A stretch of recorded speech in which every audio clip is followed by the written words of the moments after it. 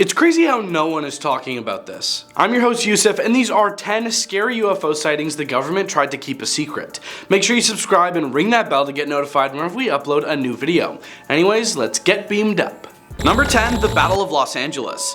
The Battle of Los Angeles, also known as the Great Los Angeles Air Raid, is the name given by contemporary sources to a rumored attack on the continental United States by Imperial Japan and the subsequent anti-aircraft artillery barrage, which took place from late 24th of February to early 25th February 1942 over Los Angeles, California. The incident occurred less than 3 months after the US entered WW2 in response to an Imperial Japanese Navy's surprise attack on Pearl Harbor, and 1 day after the bombardment of Elwood near Santa Barbara on 23rd of February. Initially, the target of the aerial barrage was thought to be an attacking force from Japan, but speaking at a press conference shortly afterwards, Secretary of the Navy Frank Knox called the purported attack a false alarm. Newspapers of the time published a number of reports and speculations of a cover-up to conceal an actual invasion by enemy airplanes. Number 9, the Maury Island Incident. On July 29th, Arnold interviewed Harold Dahl, who reported on June 21st, 1947, in the afternoon about 2 o'clock,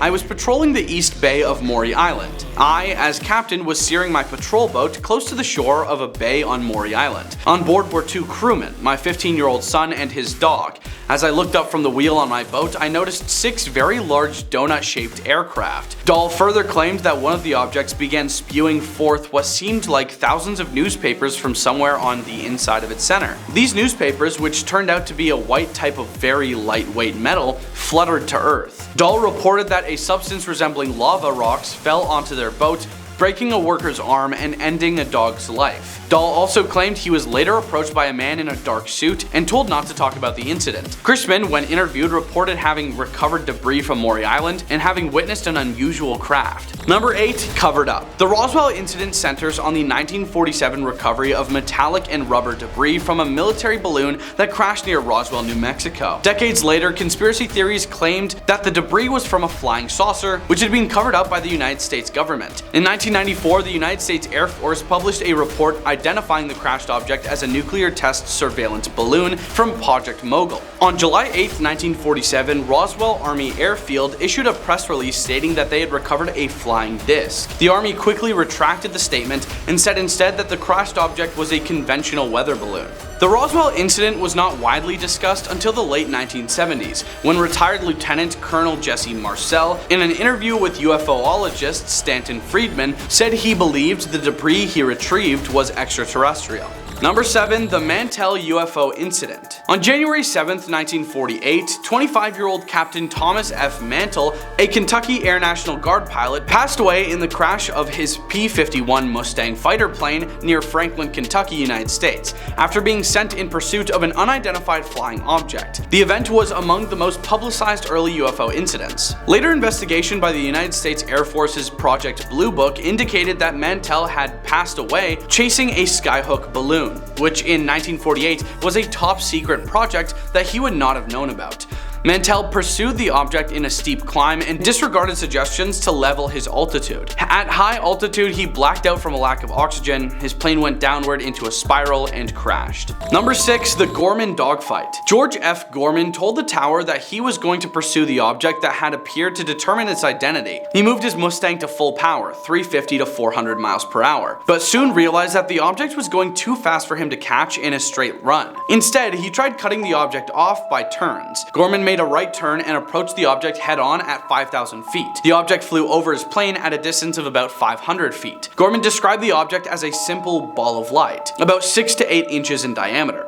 He also noted later that when the object increased its speed, it stopped blinking and grew brighter. After his near collision, Gorman lost sight of the object. In the control tower, the air traffic controller, L.D. Jensen, viewed the object through binoculars but could see no form or shape around the light. He was joined by Cannon and his passenger from the Piper Cub. They had landed and walked to the control tower to get a better view of the object. Number 5, the McMinnville UFO Photographs. The McMinnville UFO Photographs, also known as the Trent UFO photos, were taken by a farming couple Paul and Evelyn Trent near McMinnville, Oregon, United States on May 11, 1950. The photos were reprinted in Life magazine and in newspapers across the nation, and are often considered to be among the most famous photographs ever taken of a UFO. UFO skeptics consider these photographs a hoax, although many ufologists continue to argue that the photos actually depict a genuine three-dimensional unidentified flying object in the sky. Number 4. The Lubbock Lights. Edward J. Ruppelt wrote that the first sighting was reported by 3 professors from Texas Technological College, now Texas Tech University,